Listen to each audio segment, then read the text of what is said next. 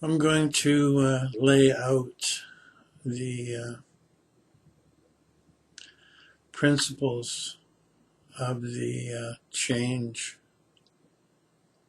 that is forecasted for humanity. There's been a lot of speculation. I'm going to use the materials I have from higher schools and the inner circle of mankind to do this. It's going to be a long runway, and it's going to involve following the logic of it. So I'm going to speak very slowly. And the first thing I'm going to do is show that our three-dimensional world is a property of our mode of perception, and it has nothing to do with reality. Then I'm going to explain where the fourth dimension is and how we perceive it. And then I'm going to go on to where the universe came from. And then I'm going to erase the universe and show that there is nowhere to go but the present moment, and all things are here now. There will be no space travel to faraway galaxies, because space is a property of our mode of perception.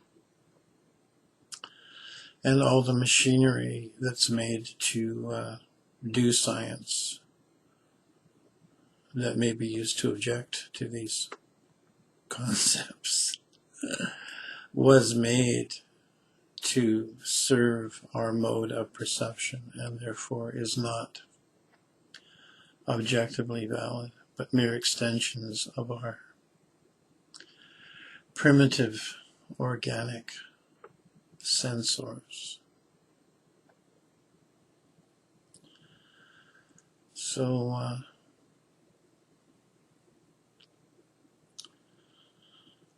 I've been asked to do this, so I'm going to do this, and I hope you can get something out of it. It's going to be quite long, and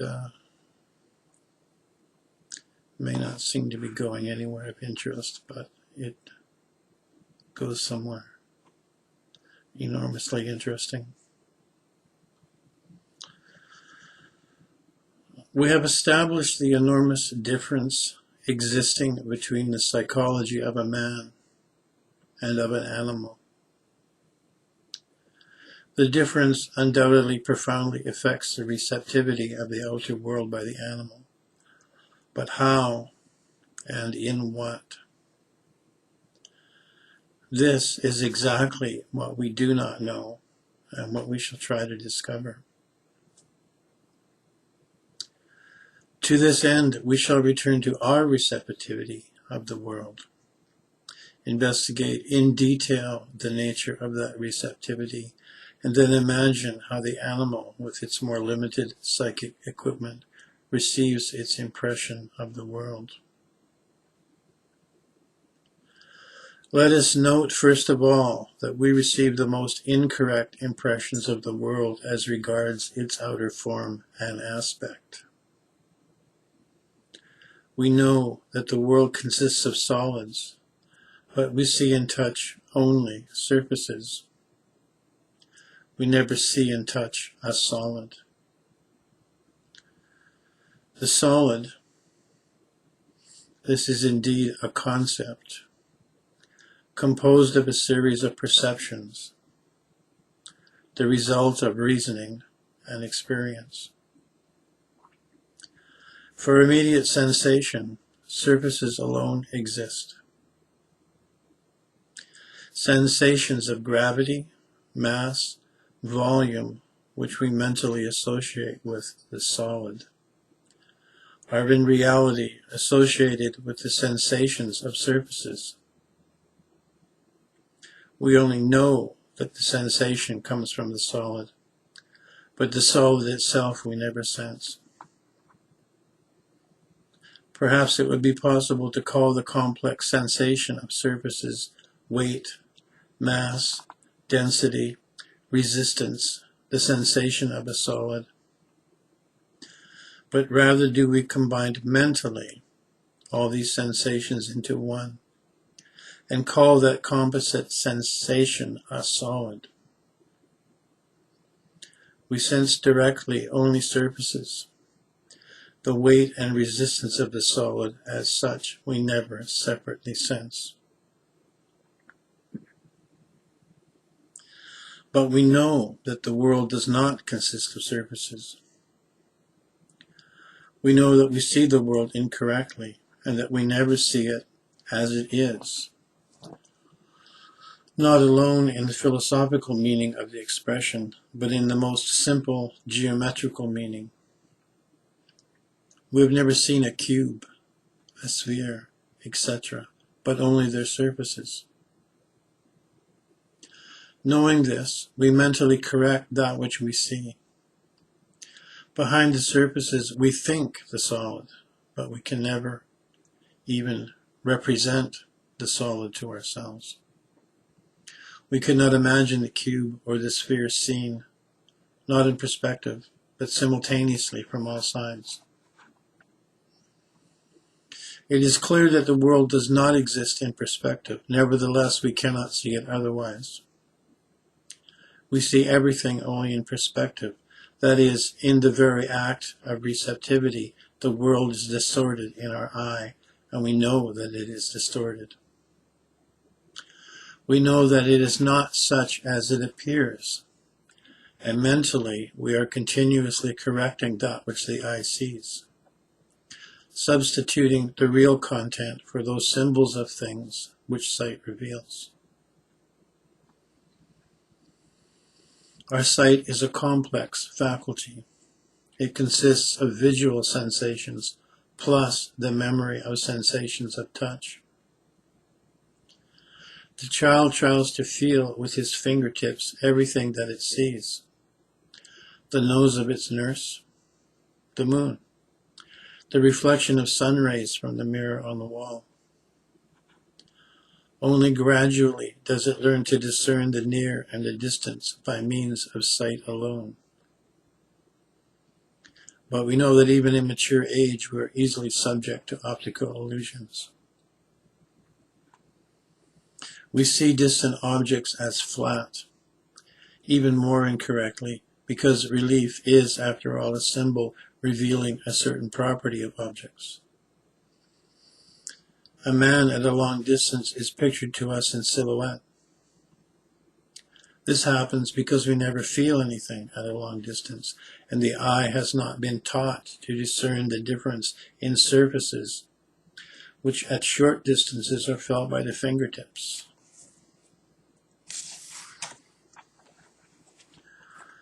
We can never see, even in the minute, any part of the outer world as it is, that is, as we know it. We can never see the desk or the wardrobe all at once from all sides and insides. Our eye distorts the outside world in a certain way, in order that, looking about, we may be able to define the position of objects relatively to ourselves. But to look at the world from any other standpoint than our own is impossible for us. Nor can we ever see it correctly, without distortion, by our sight. Relief and perspective, these constitute the distortions of the objects by our eye. They are optical illusions, delusions of sight.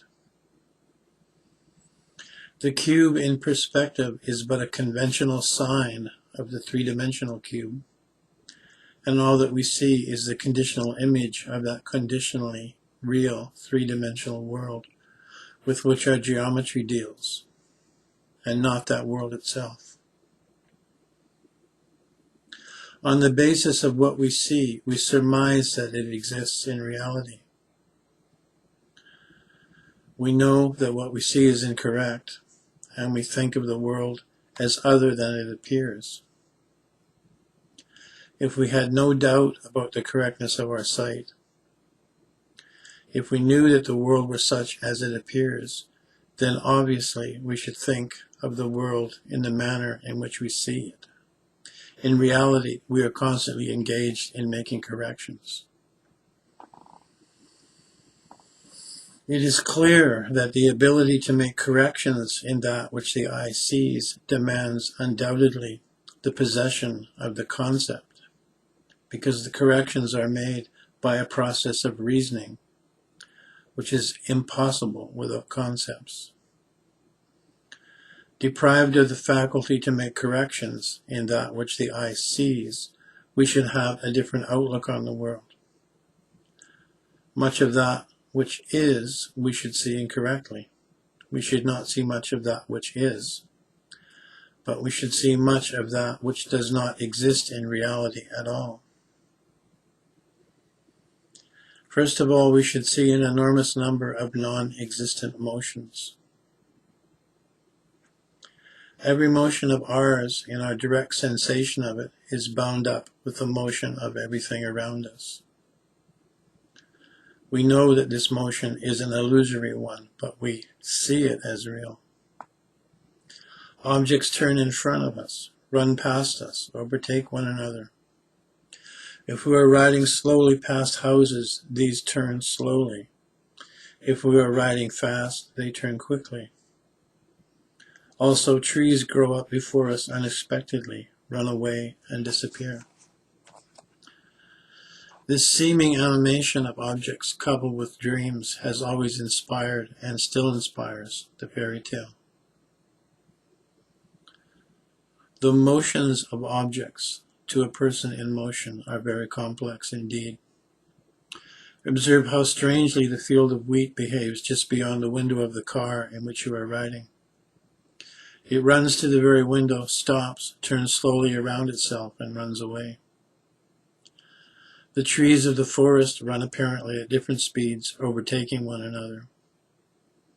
The entire landscape is one of illusory motion. Behold also the sun, which even up to the present time rises and sets in all languages, this motion having been in the past so passionately defended. This is all seeming, and though we know that these motions are illusory, we see them nevertheless, and sometimes we are deluded. To how many more illusions should we be subject had we not the power of mentally analyzing their determining causes, but were obliged to believe that everything exists as it appears? I see it, therefore it exists. This affirmation is the principal source of all illusions. To be true, it is necessary to say, I see it, therefore this does not exist, or at least I see it, therefore this is not so.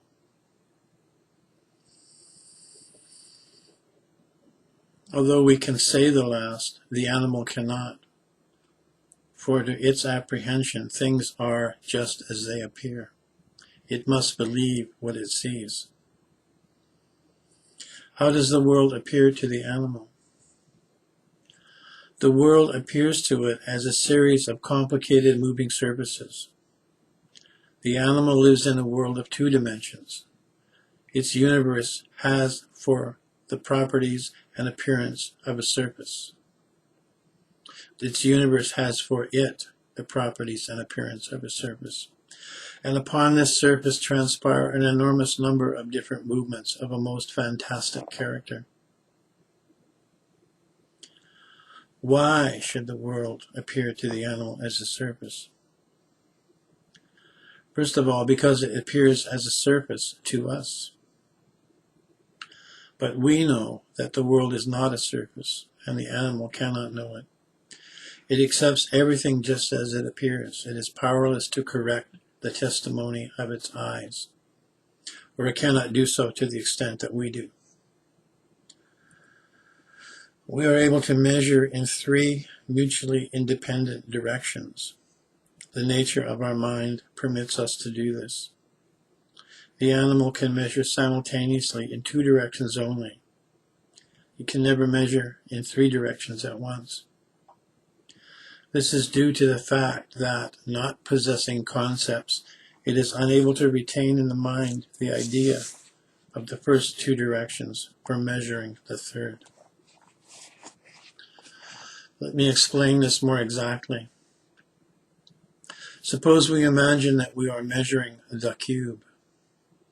In order to measure the cube in 3 directions, it is necessary, while measuring in 1 direction, to keep in mind 2 others, to remember.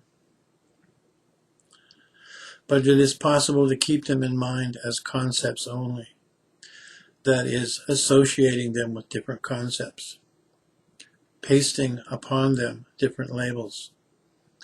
So pasting upon the first 2 directions the label of length and breadth, it is possible to measure the height. It is impossible otherwise. As perceptions, the first 2 measurements of the cube are completely identical, and assuredly will mingle into one in the mind. The animal, without the aid of concepts, cannot paste upon the first 2 measurements the labels of length and breadth. Therefore, at the moment when it begins to measure the height of the cube, the first 2 measurements will be confused in one. The animal attempting to measure the cube by means of perceptions only without the aid of concepts will be like a cat I once observed. Her kittens, 5 or 6 in number, she dragged asunder into different rooms and could not then collect them together. She seized one, put it beside another, ran for a third, and brought it to the first 2. But then she seized the first and carried it away to another room, putting it beside the 4th, and after that she ran back, seized the second, and dragged it to the room containing the 5th, and so on. For a whole hour the cat had no rest with her kittens. She suffered severely and could accomplish nothing. It is clear that she lacked the concepts which would enable her to remember how many kittens she had altogether. It is in the highest degree important to understand the relation of the animal consciousness to the measuring of bodies. The great point is that the animal sees surfaces only. We may say this with complete assurance because we ourselves see surfaces only. Thus, seeing only surfaces, the animal can imagine but 2 dimensions. The 3rd dimension, in contradistinction to the other 2, can only be thought. That is, this dimension must be a concept, but animals do not possess concepts. The 3rd dimension, like the others, appears as a perception. Therefore, at the moment of its appearance, the first 2 will inevitably mingle into one. The animal is capable of perceiving the difference between 2 dimensions. The difference between 3 it cannot perceive. The difference must be known beforehand, and to know it, concepts are necessary. Identical perceptions mix into one for the animal. Just as we ourselves confuse 2 simultaneous, similar phenomena proceeding from the same point. For the animal, it will be one phenomenon. Just as for us, all similar, simultaneous phenomena proceeding from a single point will be one phenomena. Therefore, the animal will see the world as a surface and will measure this surface in 2 directions only. But how is it possible to explain the fact that the animal inhabiting a 2-dimensional world, or rather perceiving itself as a 2-dimensional world, is perfectly oriented in our 3-dimensional world? How explain the fact that the bird flies up and down, sideways and straight ahead in all 3 directions, that the horse jumps over ditches and barriers, that the dog and cat appear to understand the properties of depth and height simultaneously with those of length and breadth? In order to explain these things, it is necessary to return to the fundamental principles of animal psychology. It has been previously shown that many properties of objects remembered by us as general properties of genus, class, species are remembered by animals as individual properties of objects. To orientate in this enormous reserve of individual properties preserved in the memory, animals are assisted by the emotional tone which is linked up in them with each perception and each remembered sensation. For example, an animal knows two roads as two entirely separate phenomena having nothing in common. That is, one road consists of a series of definite perceptions colored by definite emotional tones. The other phenomenon, the other road, consists of another series of definite perceptions colored with other tones. We say that this, that, and the other are roads. One leads to one place, the second to another. For an animal, the two roads have nothing in common, but it remembers in their proper sequence all the emotional tones which are linked with the first road and with the second one, and it therefore remembers both roads with their turns, ditches, fences, etc. Thus, the remembering of definite properties of observed objects helps the animal to find itself in the world of phenomena. But as a rule, before a new phenomena, an animal is much more helpless than a man. The animal sees two dimensions. The third dimension it senses constantly, but does not see it. It senses the third dimension as something transient, just as we sense time. The surfaces which an animal sees possess for it many strange properties. First of all, numerous and various motions. As has been said already, all those illusory motions which seem to us real, but which we know to be illusory, are entirely real to the animal. The turning about of the houses as we ride past, the growth of a tree out of some corner, the passing of the moon between clouds, etc., etc.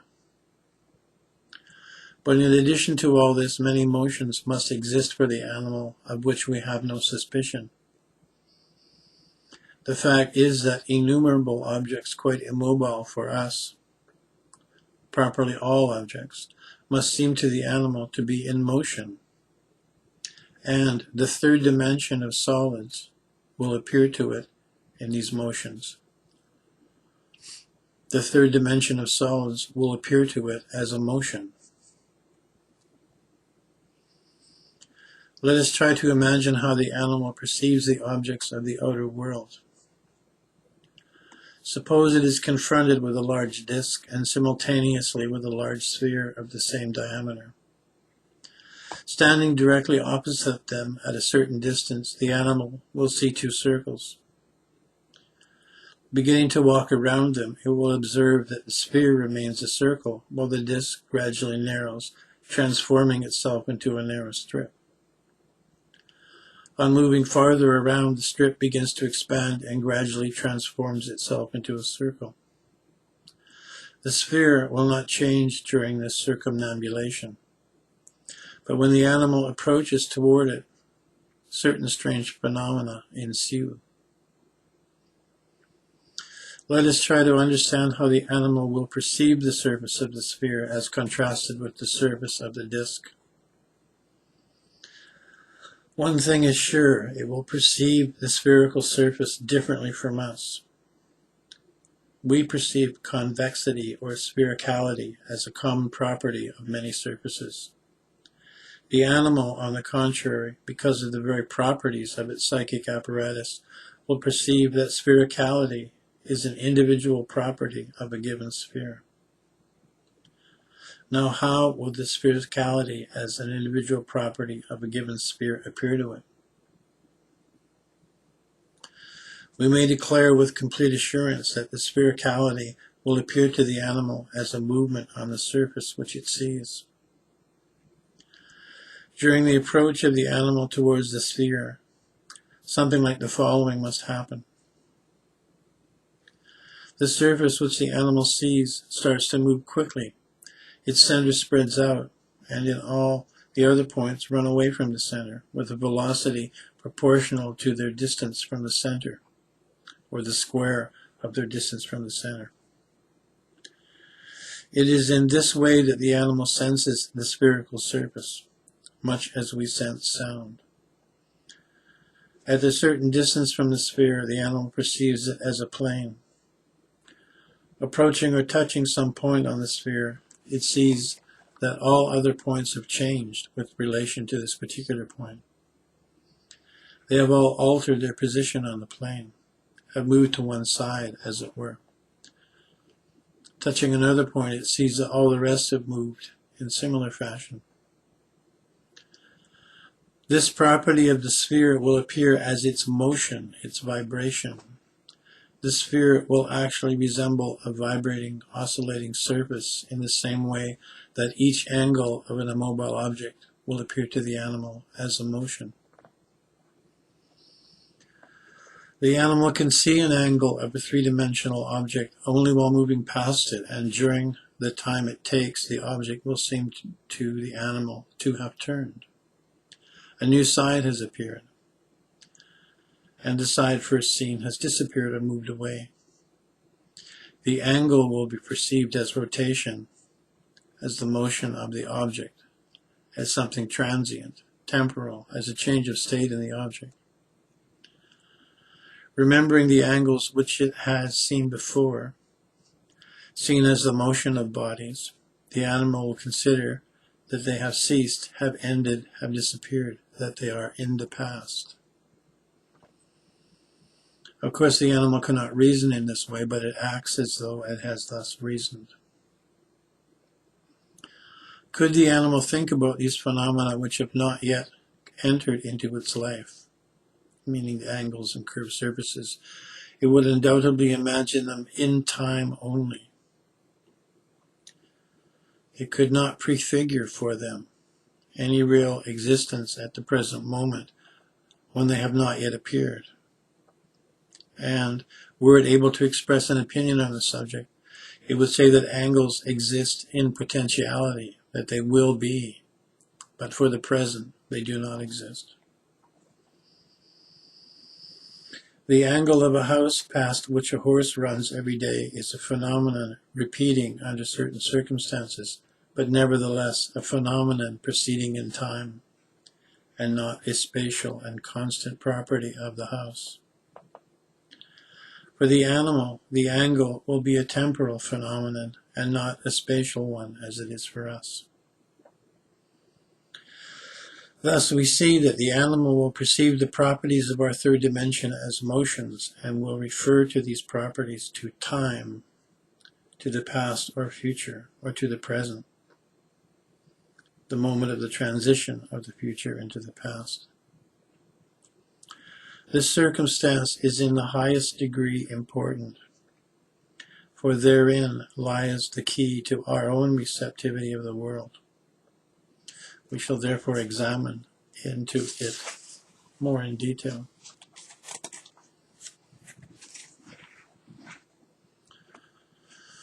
Up to the present time, we have taken into consideration only the higher animals, the dog, the cat, the horse. Let us now try the lower. Let us take the snail.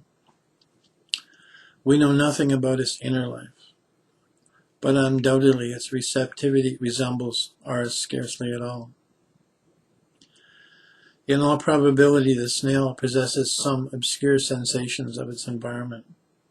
Probably it feels heat, cold, light, darkness, hunger, and it instinctively, urged by pleasure and pain guidance, strives to reach the uneaten edge of the leaf on which it rests, and instinctively avoids the dead leaf.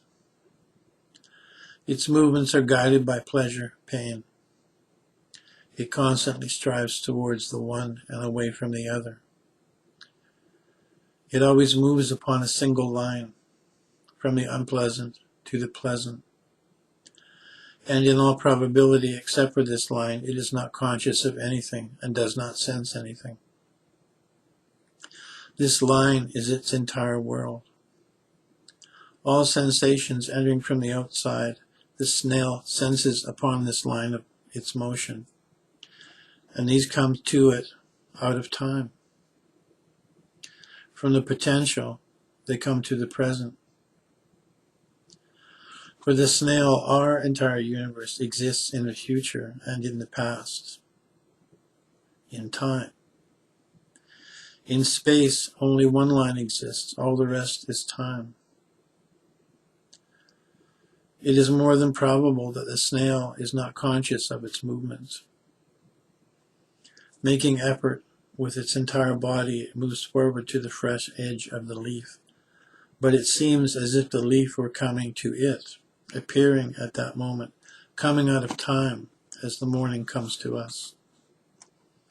The snail is a one-dimensional being. The higher animals, the dog, cat, the horse, are two-dimensional beings. To the higher animal, all space appears as a surface, as a plane. Everything out of this plane lives for it in time. Thus we see that the higher animal, the two-dimensional being compared with the one-dimensional, extracts or captures from time one more dimension. The world of a snail has one dimension. Our second and third dimensions are for it in time. The world of a dog is two-dimensional. Our third dimension is for it in time. An animal can remember all phenomena which it has observed, i.e., all properties of three-dimensional solids with which it has come into contact. But it cannot know that the, for it, recurring phenomenon is a constant property of the three-dimensional solid, an angle, curvature, or convexity. Such is the psychology of the receptivity of the world by a two-dimensional being. For such a being, a new sun will rise every day. Yesterday's sun is gone, and it will not appear again. Tomorrow does not as yet exist.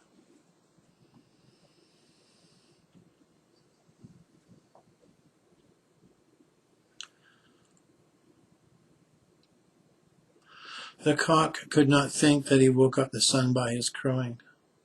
To him the sun does not go to sleep. It goes into the past, disappears, suffers annihilation, ceases to be. If it comes on the morrow, it will be a new sun, just as for us, with every new year comes a new spring. In order to be, the sun shall not wake up, but arise, be born. The cock, if it could think without losing its characteristic psychology, could not believe in the appearance of today's sun, the same sun which was yesterday. This is purely human reasoning. For the animal, a new sun rises every morning, just as for us, a new morning comes with every day, and a new spring with every year. The animal is not in a position to understand that the sun is the same yesterday and today, exactly in the same way that we probably cannot understand that the morning is the same and the spring is the same. The motion of objects, which is not illusory even for us, but a real motion, like that of a revolving wheel, a passing carriage, and so on, will differ for the animal very much from the motion which it sees in all objects which are for us immobile, i.e., from the motion in which the third dimension of solids is as it were revealed to it. The first mentioned motion, real for us, will seem to the animal arbitrary, alive. And these two kinds of motion will be incommensurable for it. The animal will be in a position to measure an angle or a convex surface, though not understanding their true nature, and through regarding them as motion. But true motion, that which is true motion to us, it will never be in a position to measure, because for this it is necessary to possess our concept of time and to measure all motions with reference to some one more constant motion, i.e. to compare all motions with the same one. Without concepts, the animal is powerless to do this. Therefore, the for us real motion of objects will be incommensurable for it. And being incommensurable will be incommensurable with other motions which are real and measurable for it, but which are illusory for us, motions which in reality represent the third dimension of solids. This last conclusion is inevitable. If the animal apprehends and measured as motion that which is not motion, clearly it cannot measure by one and the same standard that which is motion and that which is not motion. This does not mean that it cannot know the character of motions going on in the world and cannot conform itself to them. On the contrary, we see that the animal orientates itself perfectly among the motions of the objects of our three-dimensional world. Here comes into play the aid of instinct, i.e. the ability developed by millenniums of selection to act expediently without consciousness of purpose. Moreover, the animal discerns perfectly the motions going on around it. But discerning two kinds of phenomena, two kinds of motion, the animal will explain one of them by means of some incomprehensible inner property of objects. In all probability, it will regard this motion as the result of the animation of objects, and the moving objects as animated beings. The kitten plays with the ball or with its tail because ball and tail are running away from it. The bear will fight with the beam which threatens to throw him off the tree, because the swinging beam, he says, senses something alive and hostile. The horse is frightened by the bush because the bush unexpectedly turned and waved a branch. In the last case, the bush need not even have moved at all, for the horse was running, and it seemed therefore as though the bush moved, and consequently that it was animated. In all probability, all movement is thus animated for the animal. Why does the dog bark so desperately at the passing carriage? This is not entirely clear to us, for we do not realize that to the eyes of the dog, the carriage is turning, twisting, grimacing all over. It is alive in every part. The wheels, the top, the mudguards, seats, passengers, all these are moving. Now let us draw certain conclusions from all of the foregoing. We have established the fact that man possesses sensations, perceptions, and concepts.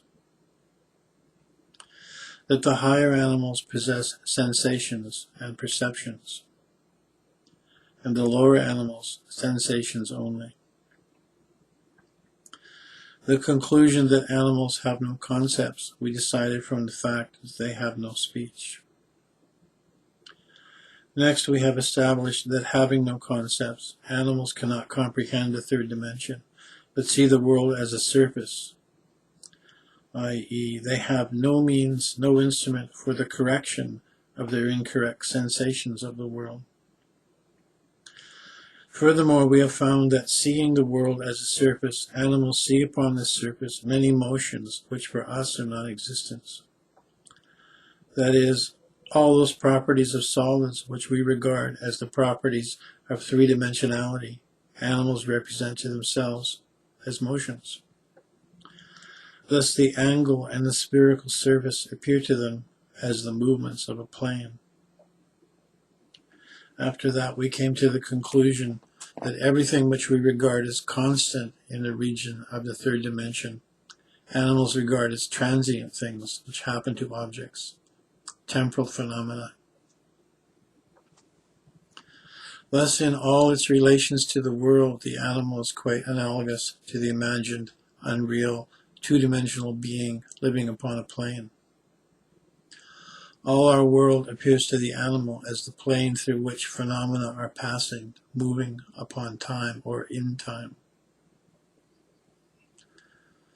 And so we may say that we have established the following, that under certain limitations of the psychic apparatus for receiving the outer world, for the subject possessing this apparatus, the entire aspect and all properties of the world will suffer change. And two subjects living side by side, but possessing different psychic apparatus, will inhabit different worlds. The properties of the extensions of the world will be different for them. And we observe the conditions, not invented for the purpose, not concocted in imagination, but really existing in nature. That is, the psychic conditions governing the lives of animals, under which the world appears as a plane or as a line. That is to say, we have established that the three-dimensional extensions of the world depends upon the properties of our psychic apparatus, or that the three-dimensionality of the world is not its property, but a property of our receptivity of the world. In other words, the three-dimensionality of the world is a property of its reflection in our consciousness. If all this is so, then it is obvious that we have really proved the dependence of space upon the space sense. And if we have proved the existence of a space sense lower in comparison with ours, by this we have proved the possibility of a space sense higher in comparison with ours.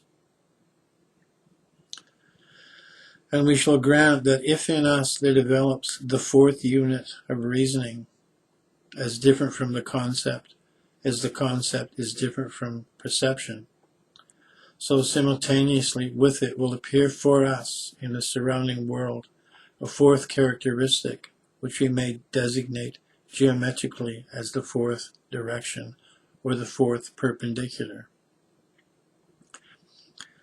Because in this characteristic will be included the properties of objects perpendicular to all properties known to us and not parallel to any of them.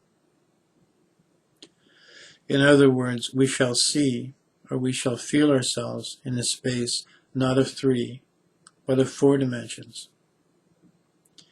And in the objects surrounding us and in our own bodies will appear common properties of the fourth dimension, which we did not notice before, or which we regarded as individual properties of objects or their motion, just as animals regard the extension of objects in the third dimension as their motion. And when we shall see or feel ourselves in the world of four dimensions, we shall see that the world of three dimensions does not really exist, and has never existed, that it was the creation of our own fantasy, a phantom host, an optical illusion, a delusion, anything one pleases excepting only reality. And all this is not a hypothesis, not a supposition, but exact fact. Just such a fact as the existence of infinity.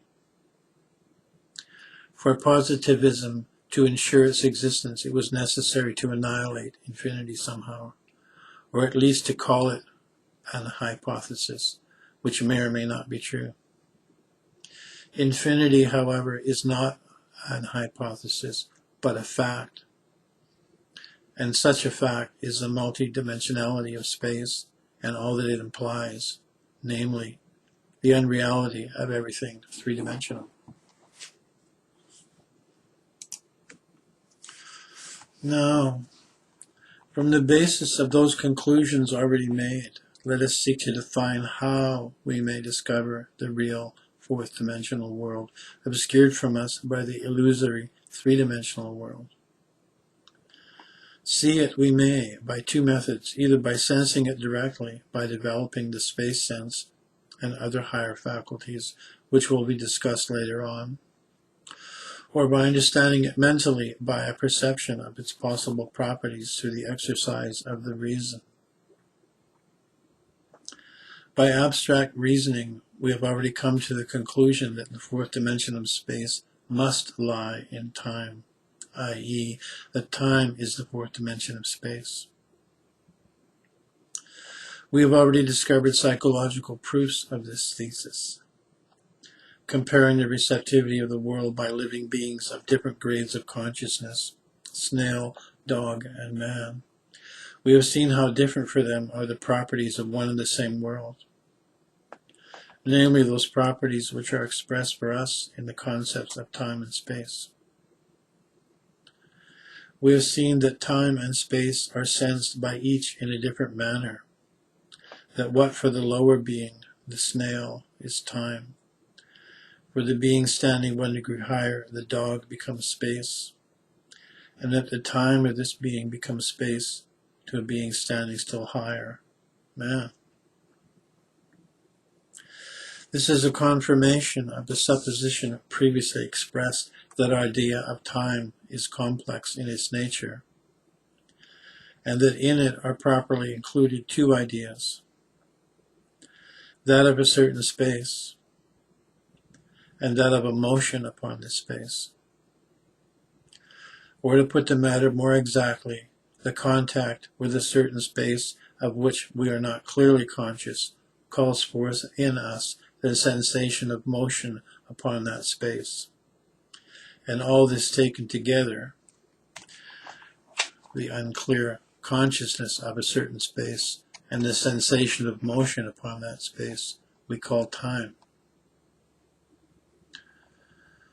This last confirms the conception that the idea of time has not arisen from the observation of motion existing in nature, but that the sensation and idea of motion has arisen from a time sense existing in ourselves, which is an imperfect sense of space, the fringe or limit of our space sense. The snail feels the line as space, i.e., as something constant. It feels the rest of the world as time, as something eternally moving.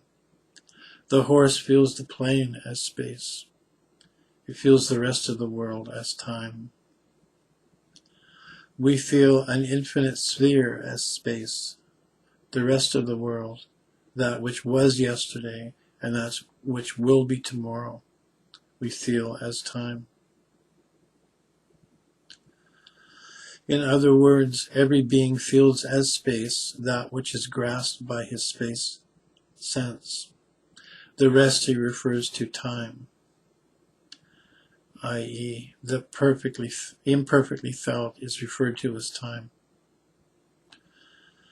Or is it possible to formulate the matter thus? Every being feels as space that which, by the aid of his space sense, he is able to represent to himself in form outside of himself, and that which he is not able thus to represent, he feels as time, eternally moving, impermanent, so unstable that it is impossible to imagine it in terms of form. The sense of space is the power of representation by means of form.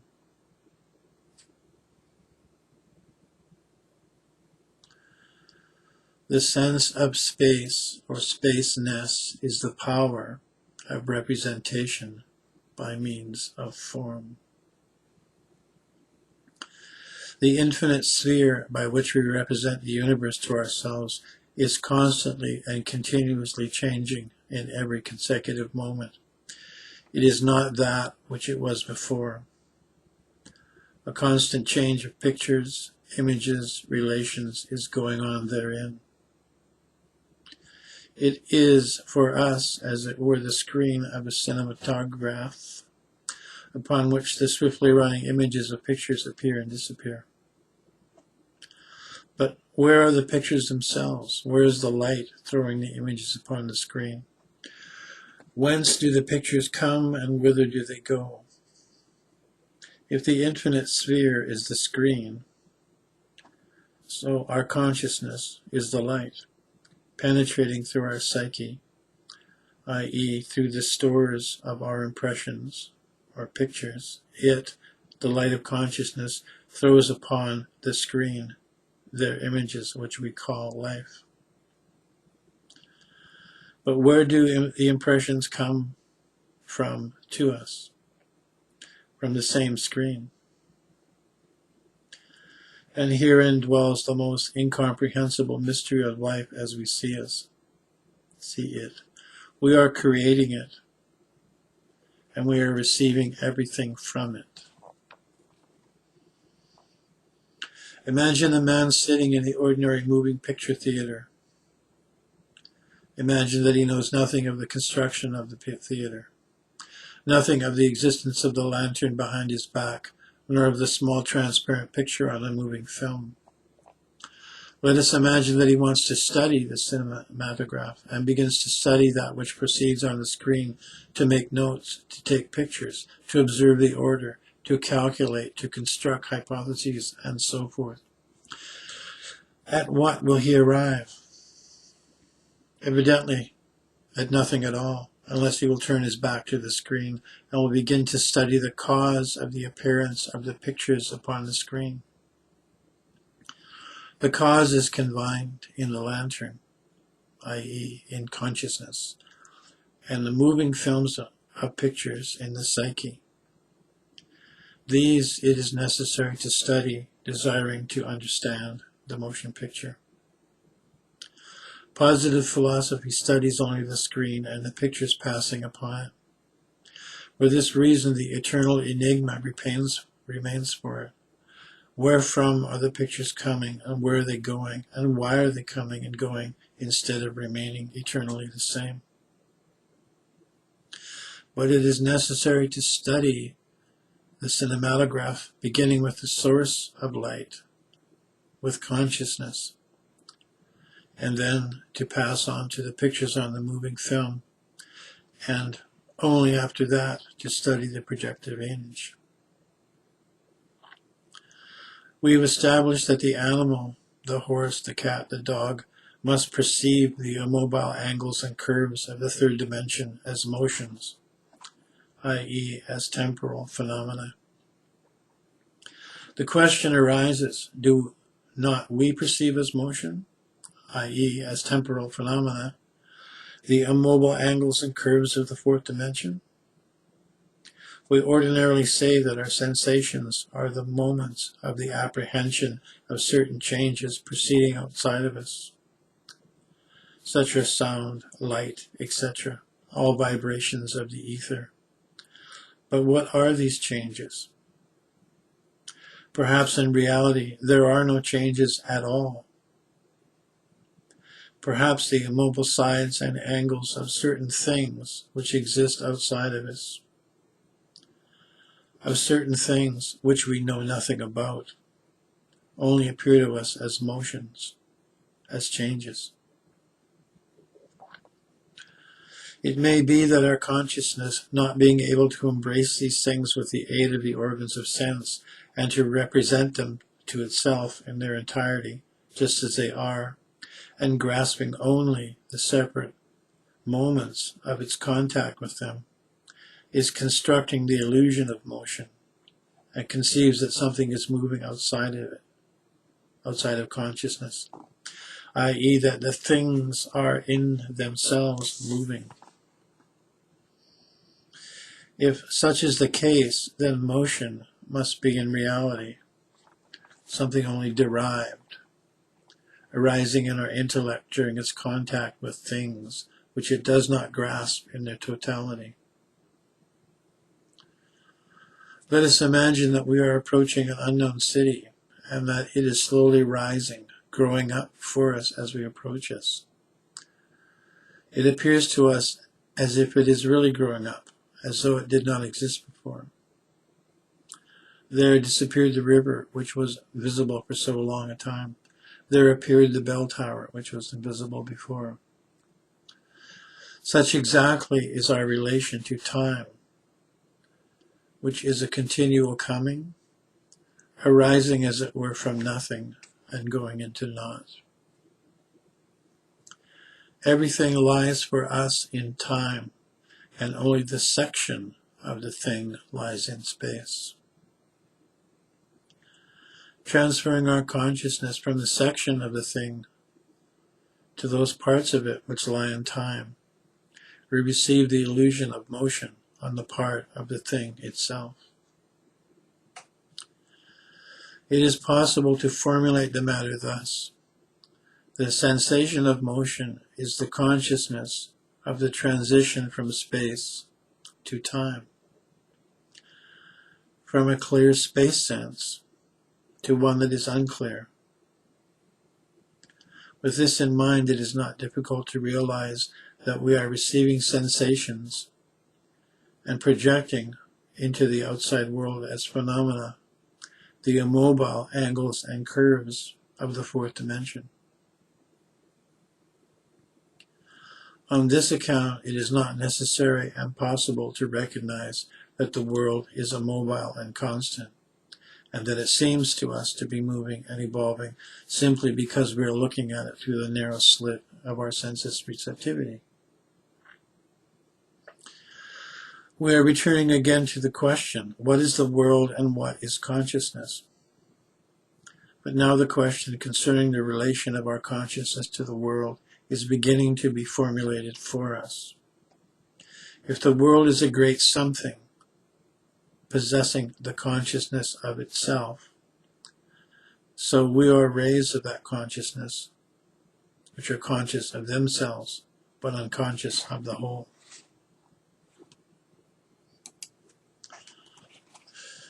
If there be no motion, if it be an illusion, then we must search further. Whence could this illusion have arisen? The phenomena of life, biological phenomena, much resemble the transition through our space of certain four-dimensional circles, the circles being extremely complicated, every one consisting of a great number of interlaced lines. The life of a man or of any other living being suggests a complicated circle. It begins always at one point, birth, and ends always at one point, death. We have complete justification for supposing that it is one and the same point. The circles are large and small, and they begin and end similarly, and they end up at the same point where they began, at the point of non-existence from the psychobiological standpoint, or of some existence other than the psychological one. What is the biological phenomenon, the phenomenon of life?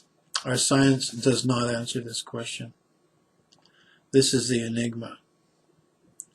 In the living organism, in the living cell, in the living protoplasm, there is something indefinable, differentiating living matter from dead matter.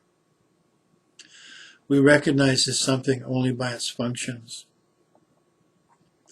The chief of these functions is the power of self-reproduction, absent in the dead organism, dead cell, dead matter. The living organism multiplies infinitely, incorporating and assimilating dead matter into itself.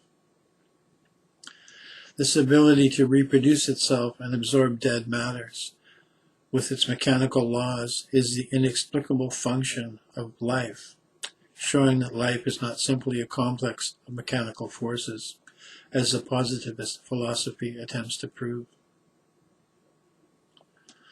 This thesis, that life is not a complex of mechanical forces, is corroborated also by the incommensurability of the phenomena of mechanical motion with the phenomena of life. Life phenomena cannot be expressed in terms of mechanical energy. calories of heat, or units of horsepower. Nor can the phenomena of life be artificially created by the physical-chemical method. If we shall regard every separate life as a circle of the fourth dimension, this will make clear to us why every circle is inevitably escaping from our space. This happens because the circle inevitably ends in the same point at which it began, and the life of the separate being, beginning with birth, must end in death, which is the return to the point of departure. But during its transit through our space, the circle puts forth from itself certain lines which, uniting with others, yield new circles. In reality, of course, all this proceeds quite otherwise. Nothing is born and nothing dies. It only so represents itself to us, because we see but the sections of things. In reality, the circle of life is only the section of something, and that something undoubtedly exists before birth, before the appearance of the circle in our space, and continues to exist after death, after the disappearance of the circle from the field of our vision. To our observation, the phenomena of life are similar to the phenomena of motion as they appear to the two-dimensional beings, and therefore it may be said that this is the motion in the fourth dimension. We have seen that the two-dimensional being is bound to regard the properties of the three-dimensionality of solids as motions, and the real motions of solids going on in the higher spaces as the phenomena of life.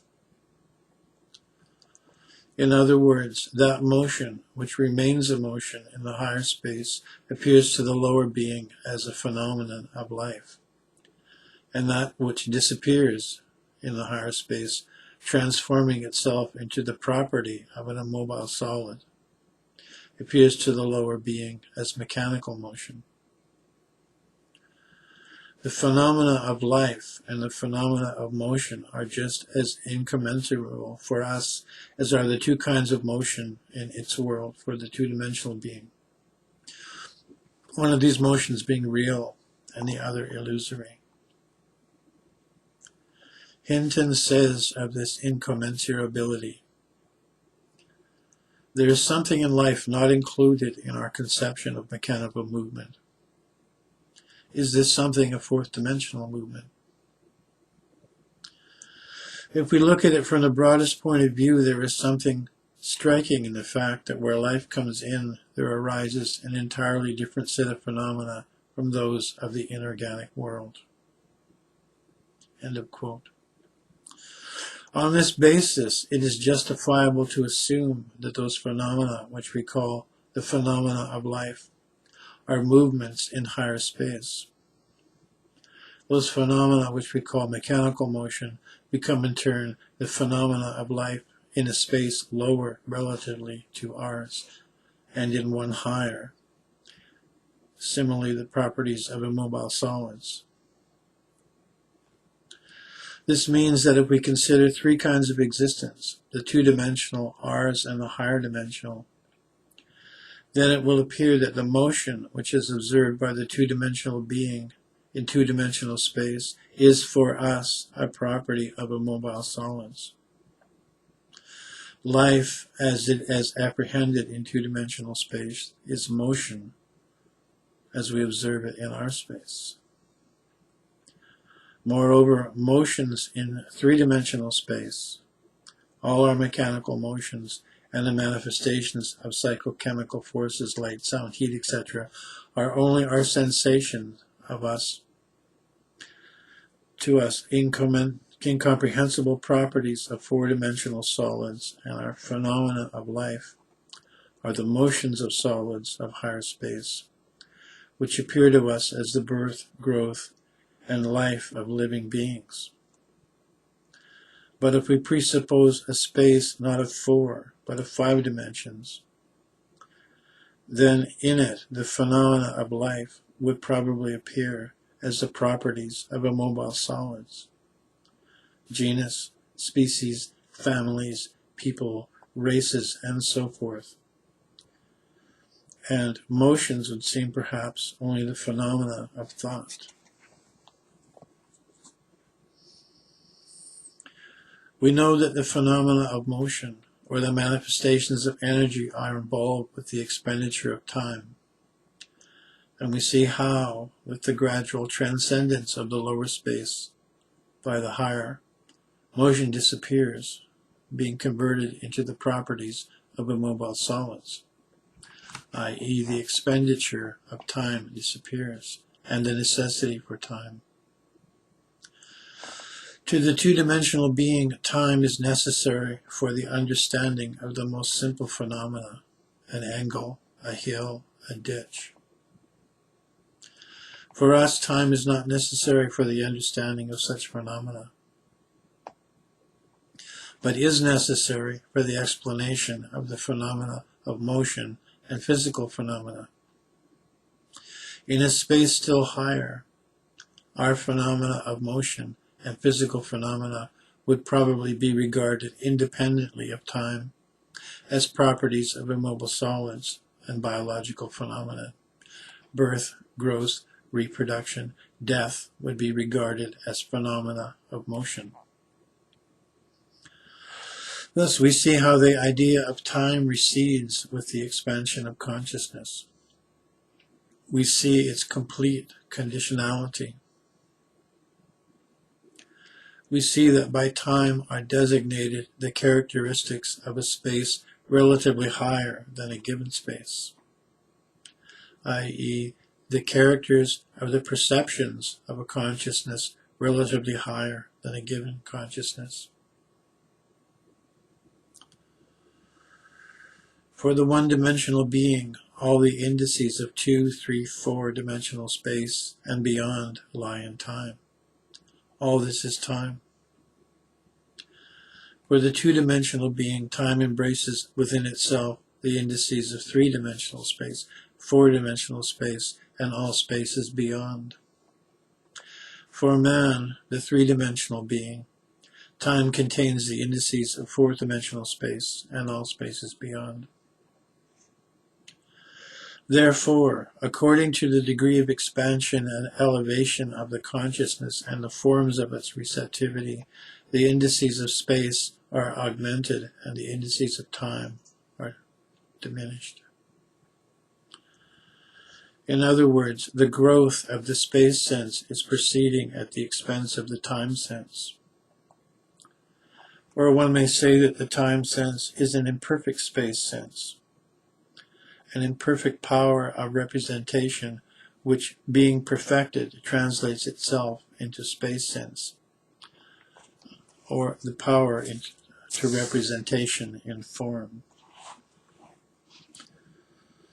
If, taking as a foundation the principles elucidated here, we attempt to represent to ourselves the universe very abstractedly, it is clear that this will be quite other than the universe which we are accustomed to imagine to ourselves. Everything will exist in it always.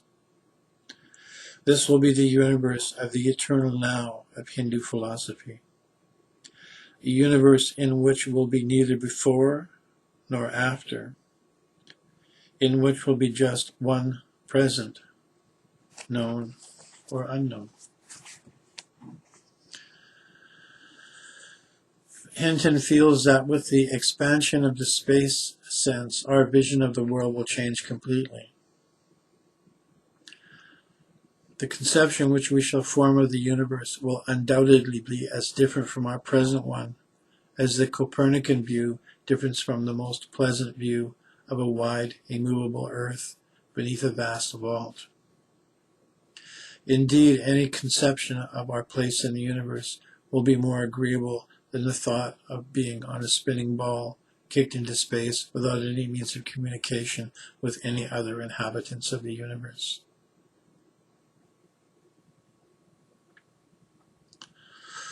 But what does the world of many dimensions represent in itself? What are these solids of many dimensions, the lines and boundaries of which we perceive as motion? A great power of imagination is necessary to transcend the limits of our perceptions and to visualize mentally the world in other categories, even for a moment. Let us imagine some object, say a book, outside of time and space. What would this last mean? Were we to take the book out of time and space, it would mean that all books which have existed, exist now, and will exist together, occupy one and the same place, and exist simultaneously, forming, as it were, one book, which includes within itself the properties, characteristics, and peculiarities of all books possible in the world.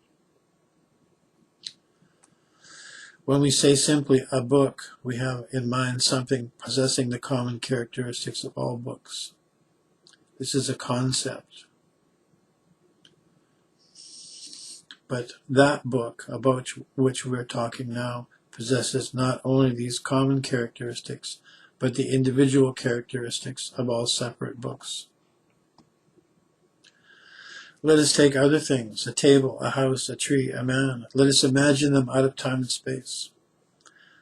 The mind will have to open its door to objects, each possessing such an enormous, such an infinite number of signs and characteristics that to comprehend them by means of the reason is absolutely impossible.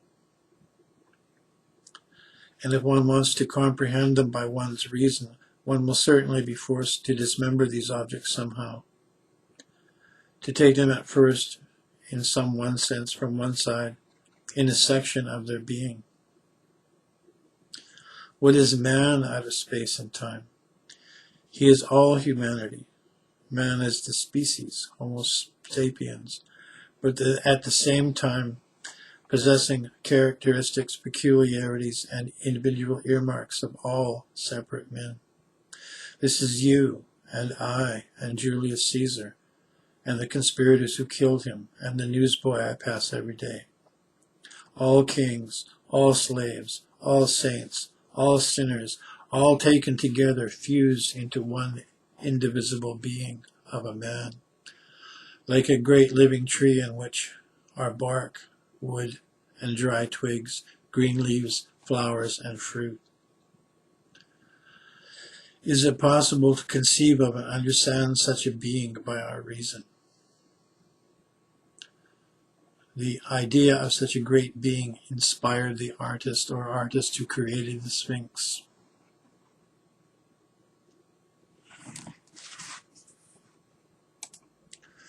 But what is motion?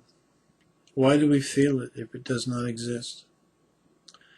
About this last, Mabel Collins, a theosophical writer of the first period of modern theosophy, writes very beautiful in her poetical story of the year. The entire meaning of the earthly life consists only in the mutual contact between personalities and in the efforts of growth. Those things which are called events and circumstances and which are regarded as the real contents of life are in reality only the conditions which make these contacts and this growth possible. In these words there sounds already quite a new understanding of the real, and truly the illusion of motion cannot rise out of nothing. When we are traveling by train and the trees are running, overtaking one another, we know that this motion is an illusory one, that the trees are immobile, and that the illusion of their motion is created by our own. As in these particular cases, so also in general as regards all motion in the material world, the foundation of which the positivists consider to be motion in the finest particles of matter, we, recognizing this motion as an illusory one, will ask, is not an illusion of this motion created by some motion inside our consciousness? So it will be. And having established this, we shall endeavor to define what kind of motion is going on inside our consciousness. What is moving relatively to what? H.P. Blavatsky, in her first book, Isis Unveiled, touched upon the same question concerning the relation of life to time and motion. She writes, "As our planet revolves every year around the sun, and at the same time turns once in every 24 hours upon its own axis, thus traversing minor cycles within the larger one, so is the work of the smaller cyclic periods accomplished and recommenced. The revolution of the physical world, according to the ancient doctrine, is attended by a like revolution in the world of the intellect. The spiritual evolution of the world proceeding in cycles, like the physical one. Thus we see in history a regular alternation of ebb and flow in the tide of human progress. The great kingdoms and empires of the world, after reaching the culmination of their greatness, descend again in accordance with the same law by which they ascended, till, having reached the lowest point, humanity reasserts itself and mounts up once more, the height of its attainment being, by this law of ascending progression of cycles, somewhat higher than the point from which it had before descended. The division of the history of mankind into golden, silver, copper, and iron ages is not a fiction. We see the same thing in literature of peoples. An age of great inspiration and unconscious productiveness is invariably followed by an age of criticism and consciousness. One affords material for the analyzing and critical intellect of the other. Thus, all those great characters who tower like giants in the history of mankind, like Buddha, Siddhartha, and Jesus in the realm of spiritual, and Alexander the Macedonian and Napoleon the Great in the realm of physical contest, were but reflexed images of human types which had existed 10,000 years before, in the preceding deca-millennium, reproduced by the mysterious powers controlling the destinies of our world. There is no prominent character in all the annals of sacred or profane history whose prototype we cannot find in the half-fictitious and half-real traditions of bygone religion and mythologies. As the star glimmering at an immeasurable distance above our heads in the boundless immensity of the sky reflects itself in the smooth waters of a lake, so does the imagery of men of the antediluvian ages reflect itself in the periods we can embrace in an historical retrospect. As above, so below.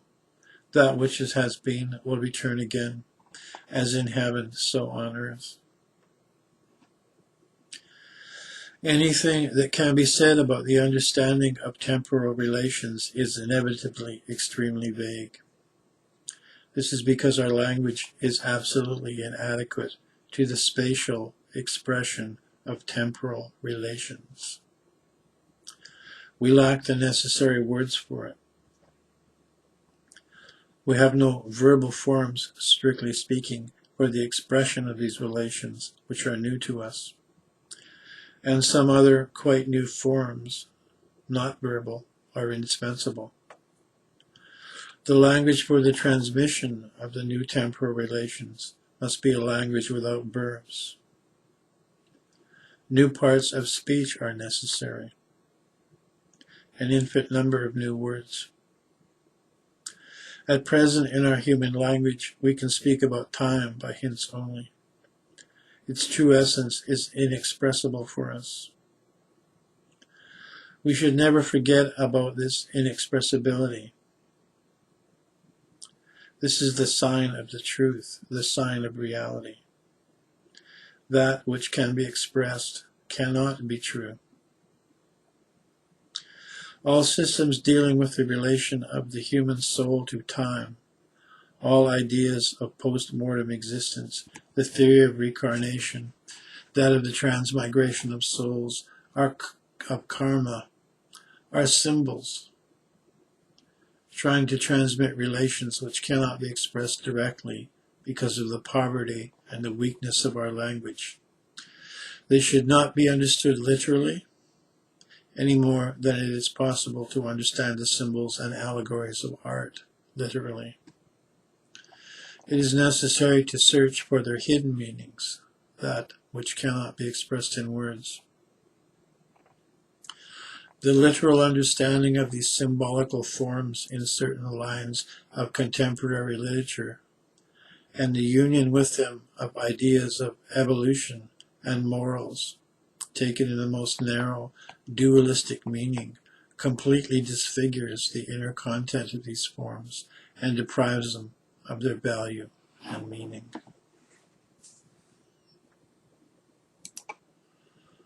With that as a beginning or a setup, we go deeper.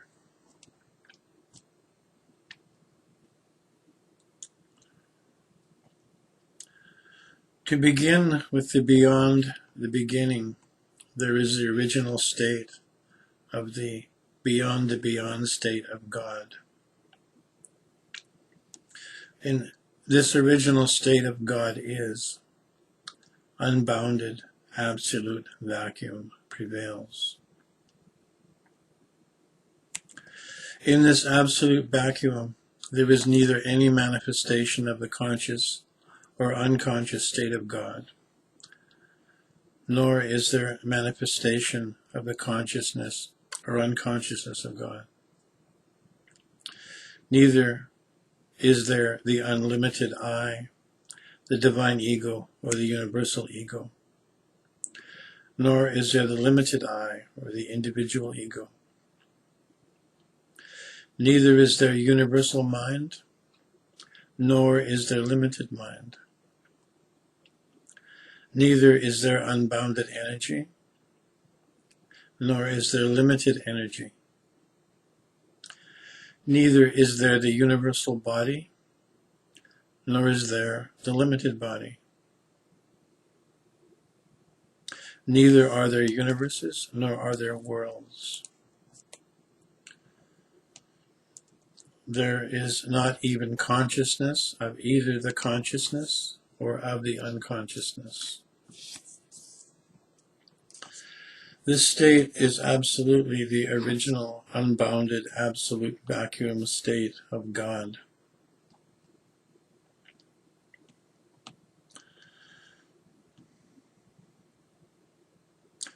Neither the state where God is and consciousness is not. When it is said God is, it describes the state which prevails beyond the beginning of creation. The state of God is also called the original divine sound sleep state of God in the beyond state.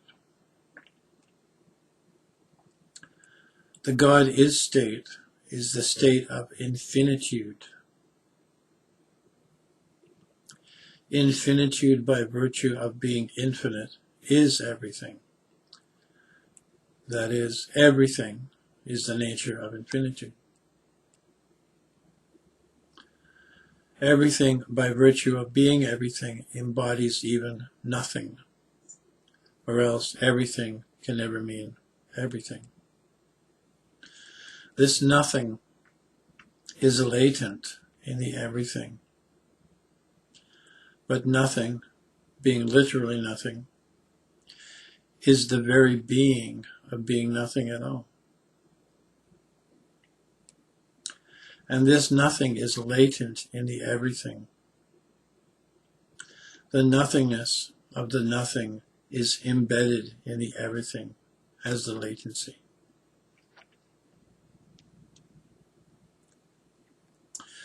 Thus, in the infinitude of the God is state, all that is latent in the nature of infinity, which is everything, is the nothing.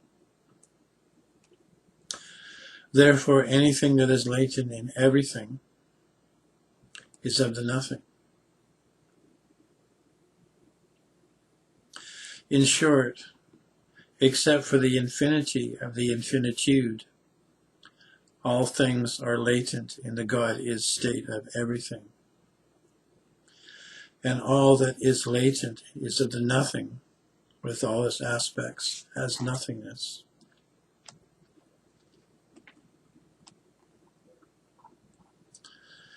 In the God-is state, where the nothing is latent, automatically, by the nature of nothingness, consciousness also exists as nothing.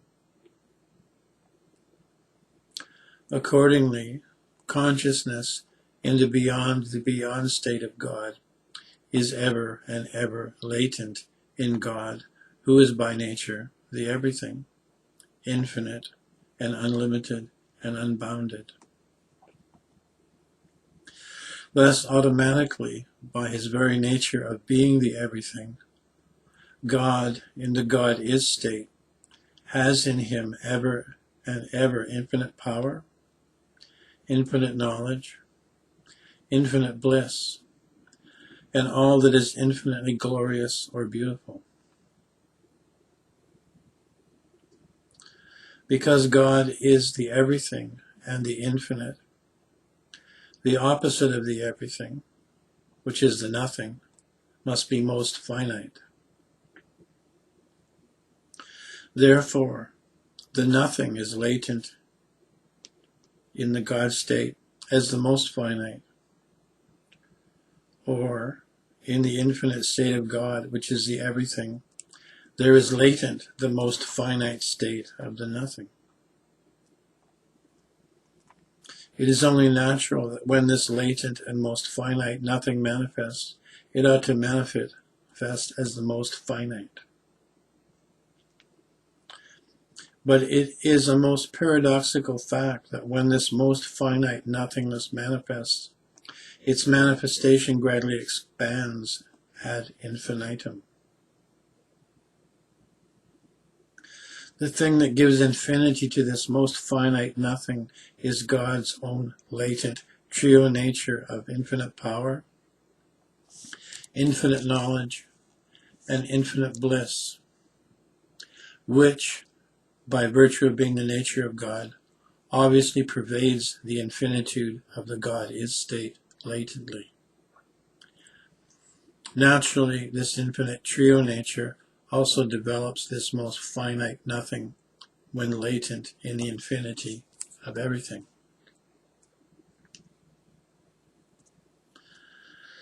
Therefore, when this most finite nothing becomes manifested as nothingness, the manifestation of the most finite nothing closely linked with and stretched forth by the simultaneous projection of the latent, all-pervading, infinite trio nature of God gradually expands ad infinitum and gets apparently manifested as infinite nothingness, or the creation, and hence the universe of nothingness, which is illusory, can be called God's shadow.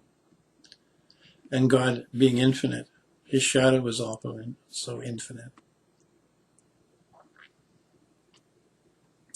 When it manifests, the nothing, which is most finite and latent in the everything, projects out from a most finite point in the everything, where the nothing, as most finite, is embodied. The most finite point from where the nothing projects out as nothingness is called the creation point, or the point. This creation point is naturally also in the everything, which means in God in the beyond state. So, the most finite nothing projects as the creation out of the infinite. Everything through the most finite creation point into the infinity of the infinitude of the God-is state. In short, when the most finite nothing gets projected as nothingness through the most finite creation point, which is also in the infinity, pervaded by the infinite trio nature of God, the projection of the most finite nothingness, closely linked with and upheld by the all-pervading infinite trio nature of God, gradually expands ad infinitum and manifests apparently as infinite nothingness or as infinite creation.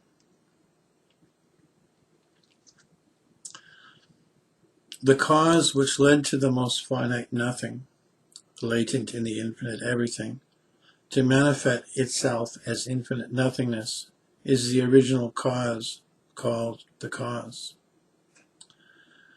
This cause is just nothing but the whim of God. This original whim can also be called the first word uttered by God. Who am I? The infinitude of the God is state made God absolutely independent, and by virtue of being absolutely independent, it is but natural for God to exercise his infinite whim to experience and enjoy his own infinity.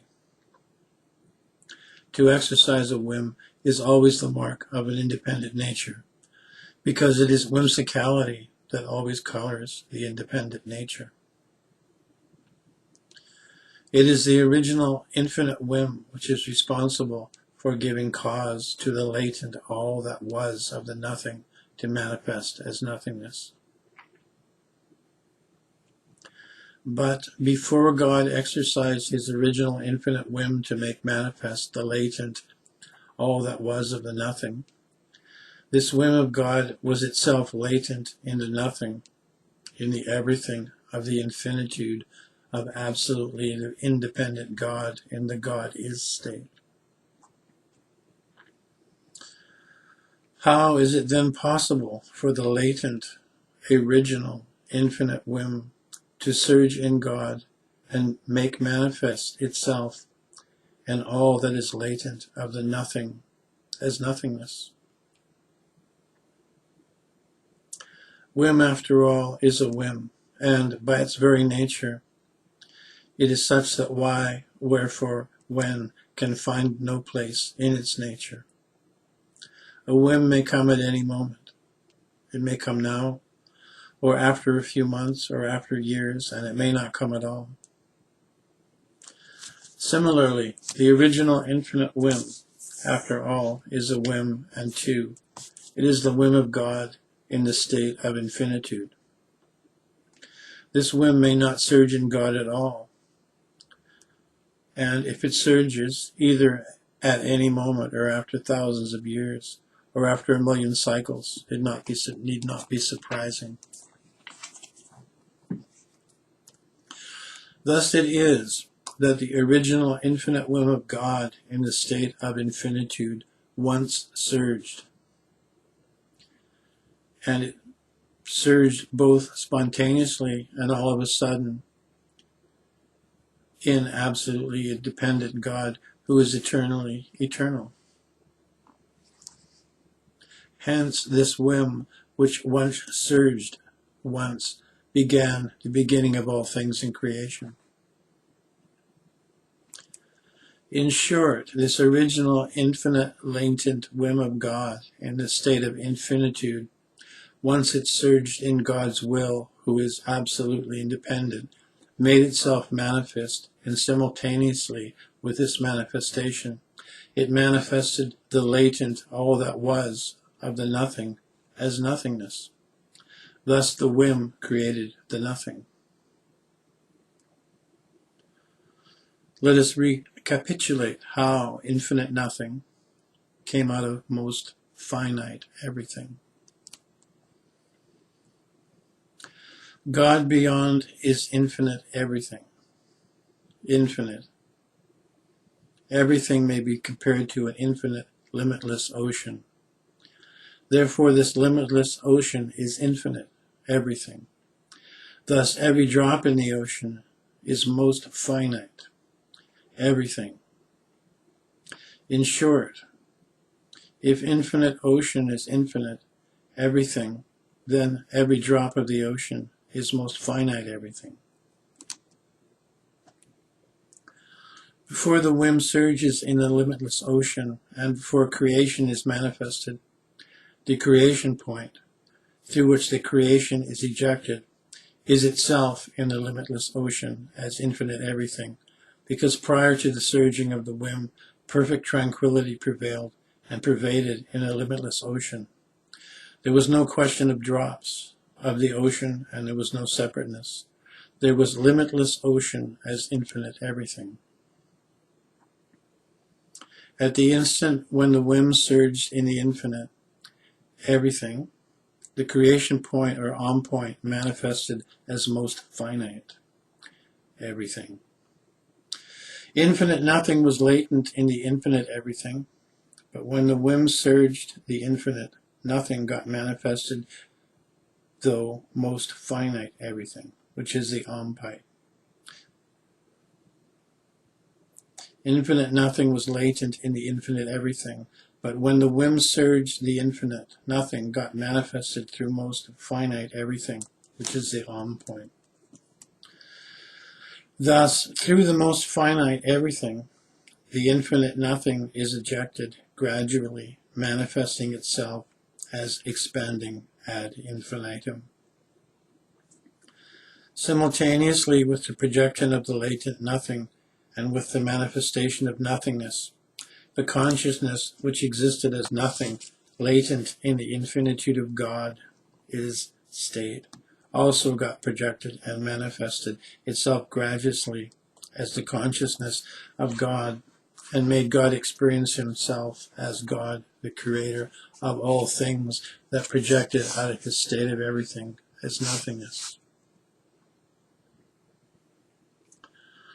Whereupon, gradually gaining full consciousness, God in the state of creator became entangled in the maze of most finite nothingness, found as infinite, stretched out and upheld through his own infinite trio nature. The paradoxical irony is that the infinity of God makes it infinitely difficult for God to escape the false apparent infinity of nothingness, which goes on expanding ad infinitum through the closely linked infinite trio nature of God, which is infinite power, infinite knowledge, and infinite bliss. But this entanglement is absolutely necessary in order that God, in the infinitude of the God is state, should gain consciousness fully and completely for himself and of his infinite reality, and in this way experience consciously his unbounded, unlimited, infinite trio nature of infinite power, infinite knowledge, and infinite bliss. The fundamental fact is that full consciousness, once gained, can never be lost. It remains eternally, regardless of whether that consciousness, fully gained, is the consciousness of the false nothingness experienced as real, or whether that consciousness is the consciousness of reality itself.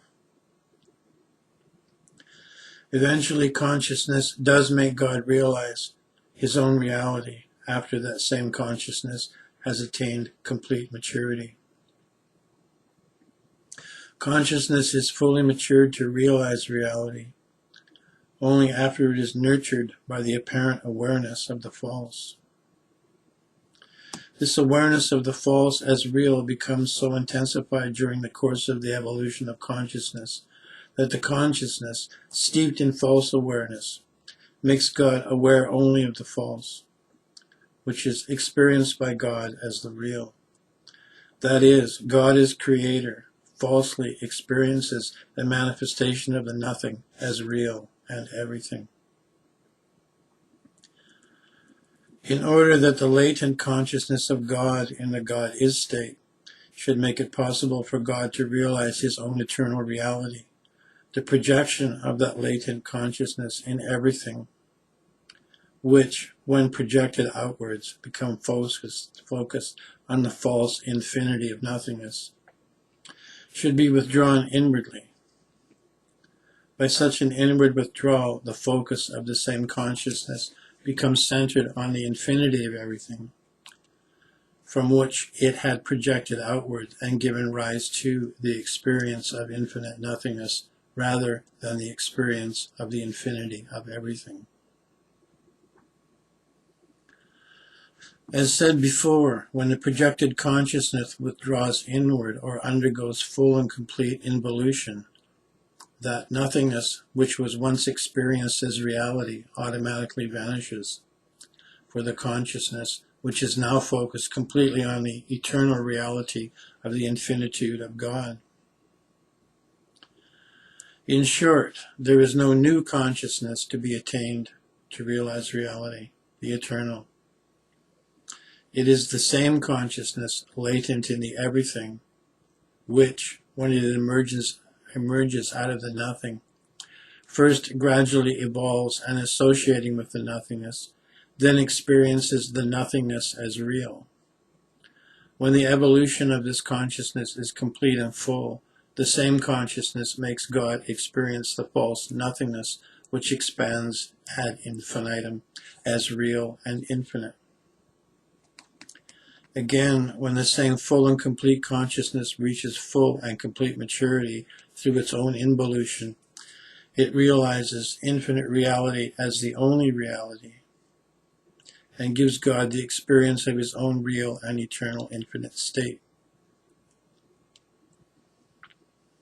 God, in his original state of infinitude, is eternally infinite through his infinite, unbounded, and unlimited trio nature of infinite power, infinite knowledge, and infinite bliss. As God eternally is, the only vital difference between the original state of God and the new states of God that he acquires is that of the consciousness gained progressively through the impressions of the projected nothingness. God, in his original state of God is not conscious of his infinite, eternal existence, nor of his own infinite nature, though he exists infinitely and eternally.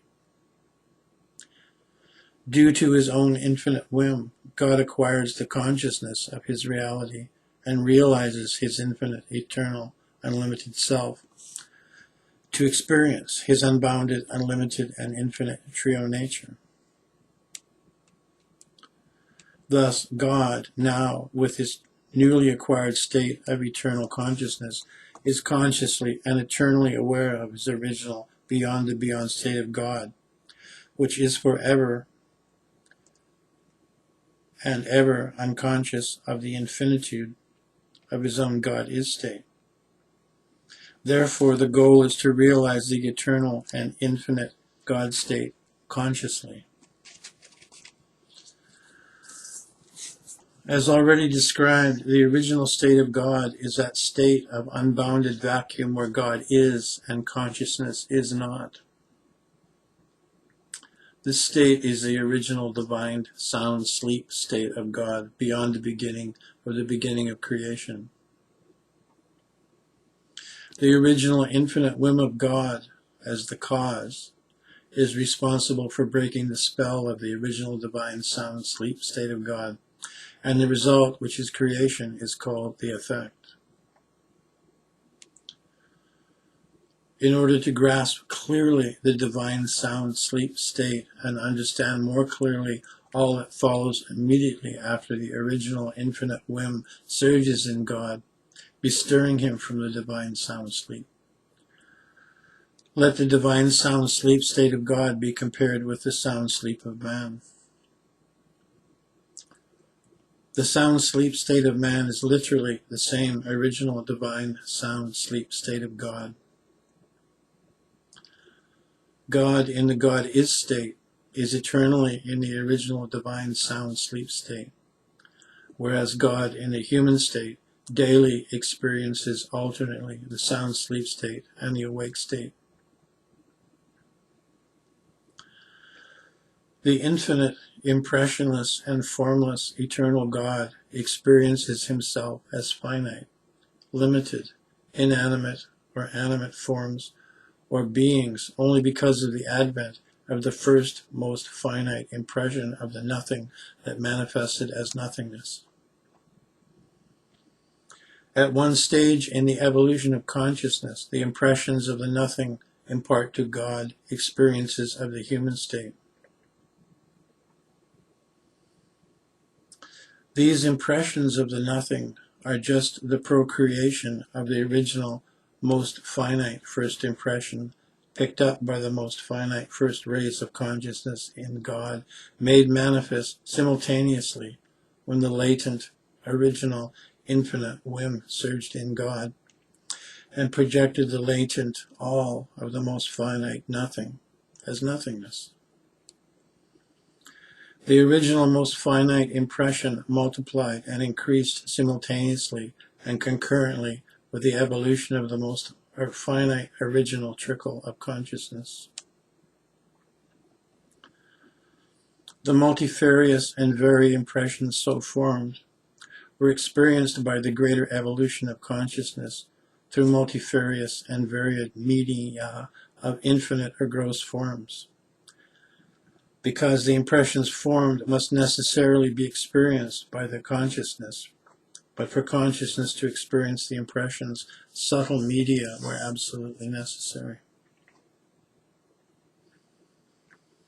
Thus, the evolution of consciousness goes on evolving further and greater consciousness in conformity with the evolution of gross forms of relatively higher and higher types, in order to experience the impressions gathered in conjunction with the preceding relatively lower types of gross media. In short, the most finite first impressions of the original infinite whim surging in God gave to the unconscious infinite God the most finite consciousness.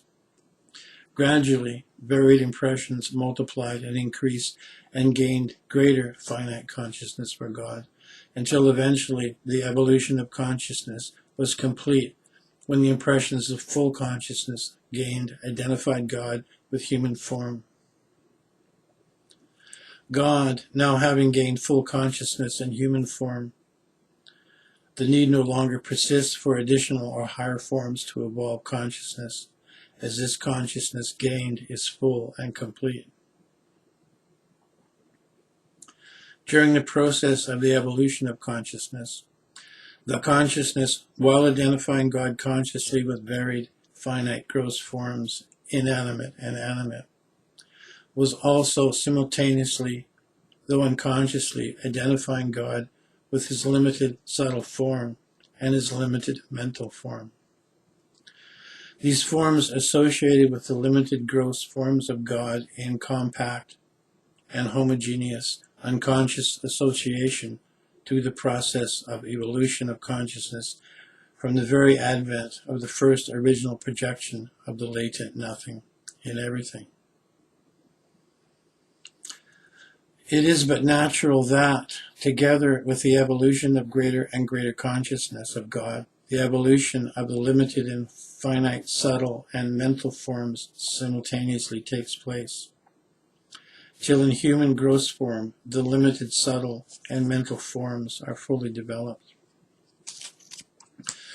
Though God has gained full consciousness in human form, and through the limited subtle and mental forms are also fully developed in human form, yet the full consciousness so gained is only of the gross, which gives experience only of the gross world. Hence, the fully gained consciousness is not yet conscious of the subtle and mental forms, nor does it consciously experience the subtle and mental worlds. In short, though God in the human state has gained full and complete consciousness, he is still not conscious of his limited energy, of the subtle form, nor of his limited mind, of the mental form. Much less is he aware or conscious of himself as the one, indivisible, eternal, and infinite God with unbounded power and unlimited knowledge. At this stage, God is only fully conscious of his identity with human form and its varied gross aspects, and experiences in full only the gross world as an ordinary human being, of the world in the form of man or woman. But the consciousness of man, together with his mental form as the mind, his subtle form as energy, and his gross form as the body, are all the outcome of the manifestation of the most finite nothing as infinite nothing, which was latent in the God-is state. In other words, the limited mind, the limited energy, and the finite body are all of the nothing, and the consciousness of the limited mind, the limited energy, and the finite body is also of the nothing. In man, the mind is the seat of desires and thoughts. Energy is the seat of force and vigor, and the body, typifying happiness, is the seat of happiness and misery. Hence, these desires and thoughts, force and vigor, happiness and misery, are respectively the finite aspects of the limited mind, energy, and body of mind. Although these aspects of the finite basis of the triple nature of man, the mind, the energy, and the body, typifying happiness, are finite due to the fact that they are the outcome of manifestation of the most infinite nothing, yet these finite aspects of mind, energy, and body demonstrate their capabilities ad infinitum. This is because each of these finite bases of the triple nature of man, the energy, the mind, and the body, typifying happiness, is closely linked with and upheld by each of the three infinite bases of the trio nature of God, infinite power, infinite knowledge, and infinite bliss. The fact is that when the latent infinite trio nature of God is gradually manifested out of the gradual projection of the finite nothing, and when it simultaneously protrudes the projection of the finite nothing as nothingness manifested ad infinitum, this very same infinite trio nature of God, at this stage of manifestation, becomes enmeshed in the apparent and false infinity of the nothingness, and thus gets itself expressed as the finite triple of man, with his capabilities demonstrated ad infinitum.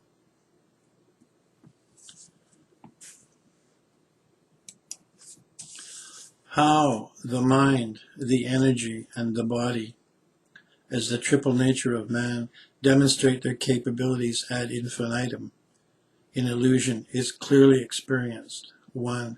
Through the inventive mind of a scientist who finds no end to discoveries and inventions.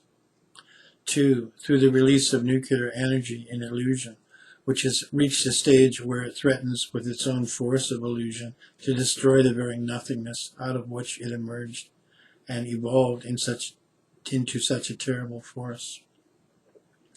3. Through the body, typifying happiness, which, now keeping pace with the advanced progress of the evolution of the nothing, is infinitely urged to seek greater and greater happiness to such an extent that happiness actually becomes the very basis of the life of illusion. The only reason for such infinite demonstration in the field of nothingness, which is illusion, is because the basic finite triple nature of man, energy, mind, and happiness of nothingness, is upheld and stretched out ad infinitum by the basic infinite trio nature of God, infinite power, infinite knowledge, and infinite bliss of everything. Infinite power is unbounded and is never reduced or exhausted, whereas infinite energy, although linked with infinite power, is reduced and exhausted because it is only the outcome of the nothing manifested as the finite energy of nothingness. Infinite knowledge is eternal, uniform, and all-pervading, and therefore is without a break in its continuity. The limited mind, however, though linked with infinite knowledge, is annihilated and made to vanish ultimately because it is the outcome of the nothing manifested as the finite mind of nothingness. Infinite bliss is bliss eternal and continual, and because it is perpetual, it is without any opposite aspect. Happiness, on the other hand, although linked with infinite bliss, is not perpetual, and therefore it has an opposite aspect of misery. This finite happiness vanishes even though it is the very basis of the life of the human being, because life itself is transient. As the life of illusion is the outcome of the nothing, manifested as the life of nothingness, this life must perish. A stage is reached when man, in his travail to realize God, ultimately loses his basic finite triple nature, that is body, energy, and mind, and realizes the basic infinite trio nature of bliss, power, and knowledge. In this state, man experiences that his nature is not the finite body, but is infinite bliss, not the finite energy, but infinite power, not the finite mind, but infinite knowledge. Thus, man loses his basic finite triple nature and realizes that his is the basic infinite trio nature of God. This means that the basic finite triple nature of man, which was upheld by the basic infinite trio nature of God, is unlinked from the basic infinite trio nature of God. Although the man loses his basic finite triple nature, the full consciousness that he gained in his travail is not lost, because full consciousness once gained is never lost. In this state, with consciousness intact and complete, the limited and finite body, the limited and finite energy, and the limited and finite mind are all totally unlinked from the unlimited and infinite bliss, power, and knowledge, respectively. This is the stage when man is fully conscious, and yet no longer experiences the false finite nothingness as real and infinite. The body, energy, and mind, which were instrumental in giving the experience of the nothingness, no longer grip the consciousness of man with finite impressions. These are now unlinked and have simply vanished from the focus of the consciousness. They must vanish because they were of the finite nothing by nature, which literally means absolutely nothing. But before body, energy, and mind ultimately lose their grip over the consciousness of man, there is one predominant experience which he has in his everyday life, that of sleeping and waking each day. The fundamental experience in a normal man gives rise to three basic states in his everyday life. The first state is the sound sleep state, or the state of complete unconsciousness of the self in man. The second state is the dream state, or the semi-conscious or semi-awake state. The third state is the completely awake state, or the state of complete consciousness of the self in man. Now, man's cognizance is life in man, and man's life is made cognizant through the actions of man. Actions are generated by the impressions of man, and vice versa. These impressions of man are picked up and imprinted on the mind of man by actions. Impressions and actions are thus interdependent, because impressions are fed by actions, and actions are motivated by impressions. As said previously, the source of impressions is traced as far back as the latent nothing in the everything, which means God in the God is state.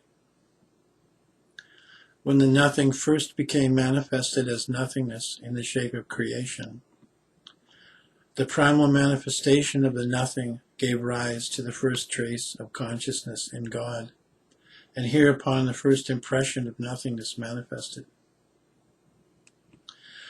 This first impression procreated impressions with the evolution of consciousness. Accordingly, all impressions are of the nothing, and as nothing literally means nothing, these impressions are naturally nothing, but mere impressions. But because it was through these very impressions of nothing that consciousness evolved fully and completely in man, the consciousness of man is closely linked with these impressions of nothing and makes man consciously experience this false nothing as everything and real. Impressions as such play a vital role in the life of man until such time as they are completely wiped away, relieving and freeing consciousness from experiencing the false nothing as everything and real. Consciousness, when relieved of all impressions, will no longer experience the false nothing as real, but will experience reality as the unlimited self, i.e., God. As long as impressions persist and continue to impress the consciousness of man, these impressions, activated and generated by the energy of man, are being constantly imprinted on the mind of man and are being retained or stored in his subconscious. Some of these impressions remain dormant in the subconsciousness of man for hours or days or years, and sometimes for lifetimes. But most of them get projected through the subconsciousness of man every moment of his life while he experiences semi-consciousness and fully conscious states, that is, the dream and awake states, respectively. When these impressions remain absolutely dormant, the man is in his sound sleep state. When these impressions begin to get projected from the subconsciousness of man, they are hazy in their initial stages, being in varied subsubtle forms molded out of the nothingness. And the man is said to be in a semi-conscious state, experiencing dreams through his subconsciousness. When these hazy impressions grow clearer in their final or ripe stages of projection, the nothingness in subtle forms is experienced as gross forms, and the man is said to be in a fully conscious or awake state, experiencing the gross world through his full consciousness in a completely awake state. When a man wakes up, the projections of impressions of nothing manifest the same dream of nothingness more forcefully and realistically. In other words, the same dream is said to be at its height now in the awake state of man. Therefore, the awake state of man is the experiencing of that same hazy state of dreams, only now they are experienced clearly, being at their height and in their fully ripe and final stages. The dream of a man is but a drama enacted by the projection of man's own dormant impressions. These impressions, when projected through man's subconsciousness, create things and creatures of the dream as subsubtle forms. Man in the dream state not only becomes involved in the drama of his dreams and plays the roles of both creator of that dream and of the hero in the drama of that dream, but in this drama, man also gets closely associated with the things and the creatures in their subsubtle forms, which are of his own creation in his dream state. This creation of subsubtle forms comes entirely as a result of the manifestation of man's own past and present impressions. Thus, man in his dream state associates subconsciously with forms in subsubtle states. When recollected by a man in the awake state, these very forms which he has seen and associated with in the dream state remind him of his conscious associations with the gross forms as things, creatures, and beings associated with his day-to-day life of the present, and link them with his connections and contacts established in his life of the immediate and sometimes distant past. But more often than not, a man also recollects in his conscious awake state that a particular gross form, whether of a thing, creature, or being, with which he closely associates and which he actually seeks, reminds him of having witnessed that same object in his dream at some time in the past, either some days, months, or years ago. Thus it actually happens that a form of the future, which he happened to witness in his dreams of the past, reappears to the man as a gross form in his life associations of the present. After a lapse of time, the same object that the man was totally ignorant of ever having seen or contacted before in his lifetime appears to him, now in the awake state, exactly as he had witnessed it before his dream state. Experiences of a similar nature are also recorded in which a man witnesses certain incidents in his dreams years in advance of their actual occurrence. How is it possible for a man to witness in advance in the drama of his dream such forms and incidents of futurity when this drama of the dream is only the outcome of his past and present everyday life impressions? Is it really possible in the dream of the present for one to come across and witness a certain object which is totally of the future, and to establish future associations with it in advance, yet all the while remain ignorant of the object until it is eventually contacted and consciously associated with an awake state one day in the distant future? If such a thing be really possible, and if the future is being inadvertently probed by a man in his dreams, then from where does futurity spring into man's present? How could man, living in the present through his own impressions of the past, ever come to grips with futurity, even in the dream state, and associate in advance with impressions of future incidents and objects? What is it that endows man with the faculty of prescience? These very associations with future objects and incidents, though experienced inadvertently and knowing by man in the present, are automatically developed and are inevitably there by virtue of man's being the creator of the drama in his dream state. No sooner does man become the creator of the drama of his dream state through the projection of his dormant impressions, than this very projection of his own dormant impressions reflects his past as if it were really his present. And man, finding himself involved in this drama, gets absorbed in his past while still maintaining his past to be his present. In this manner, although all the time remaining in the present, the man inadvertently and unknowingly continues to preserve his past, maintaining it to be his present. But when man continues to preserve his past, he, being at the same time the creator, also concurrently becomes the preserver of his own creation through his spontaneous associations with the objects in the drama of his dream state. These very associations, though inadvertently established, maintain the continuity of the drama and endow the creator with the role of the preserver as well. In every wee bit act of preservation of all that which has passed, man in his present as the preserver of his past, inadvertently and unknowingly also simultaneously establishes the future in his very present by the very act of preserving his past as his present,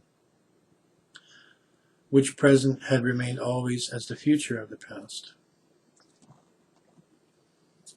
Take, for example, a man who finds himself living in the present of today and who looks upon yesterday as all of his past and tomorrow as all of his future. Now, as soon as this man asserts that he is living in the present of today, he inadvertently and unknowingly has preserved that part of yesterday, not only as the present of today, but also as the future of tomorrow, just by maintaining himself as alive today in the present. In every wee bit act of preserving that past of yesterday, while maintaining himself as living in the present of today, that man inadvertently and unknowingly establishes in his present of today, this today, as the future of yesterday. So it is that although the past and the future have their own stand, yet both of these are consistently and concurrently preserved only in the present. It is only because of the present that both past and the future find their point of fusion everlastingly in the present. In the eternity of existence, there is no time, there is no past, and no future, only the everlasting present. Therefore, in eternity, nothing has ever happened, and nothing will ever happen. Everything is happening in the unending now, if there's anything happening at all, because all that has apparently happened, all that is apparently happening, and all that will ever apparently happen in the illusory cosmic universe is all that which God has already dreamt the moment his own original infinite whim surged as who am I? So really speaking, nothing has happened, and nothing ever will happen.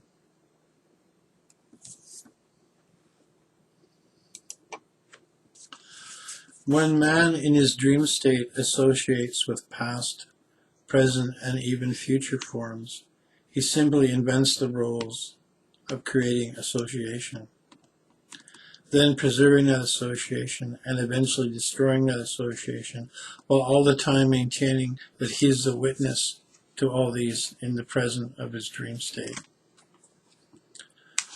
On these very bases of the creation and preservation of all things, creatures and beings created and preserved, whether in the dream state or in the awake state, there hinges at every step in the present and inevitable destruction as the future of all things created and preserved.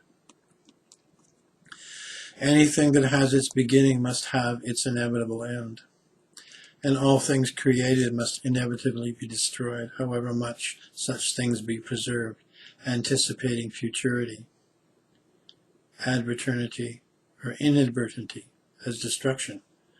In the very act of preservation, man in the present automatically becomes the preserver of all things that he created in the past. Man becomes the preserver, being in the now of the future, being in the know of the future that constantly confronts him in the garb of unfailing destruction that awaits its inevitable turn as futurity.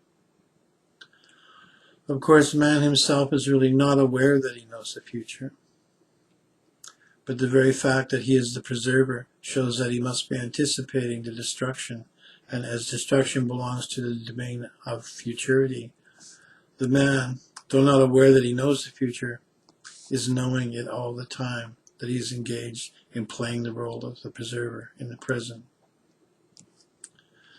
In the very act of becoming the creator, preservation of all things created follows, and the creator, perforce, simultaneously has to play the role of the preserver. Concurrently, in the very act of becoming the preserver, destruction of all things preserved is anticipated.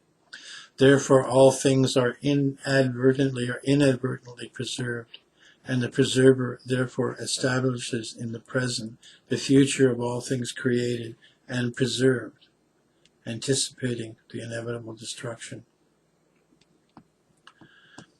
God, in his original infinite divine dream state, eternally plays the three roles of the creator, the preserver, and the destroyer simultaneously. When God is in the process of preserving his own infinite creation, he is already at the same time in the future, and having preserved what he created, which is past, the future is definitely established before him, even in his eternal present, which future will destroy what he created in the past and what he preserved in the present. Then, therefore, God, being omniscient and eternally of the present, knows of the past, which he eternally preserves in the present, and also, at the same time, he constantly experiences in advance, in his eternal present, all that which is the future. Similarly, God in the man state, as man, inadvertently witnesses all the time in his dream state that which is also to be experienced in the future of his awake state. That man thus finds that he sometimes has prescience of things that come to pass after a lapse of time. To sum up, the very act of creation, the acts of preservation and destruction are also present. So by creating illusion, God, as it were, simultaneously preserves and destroys it. In reality, therefore, nothing is created that remains to be preserved and destroyed, because the created creation is of the nothing. And this nothing, in reality, means absolutely nothing in all respects.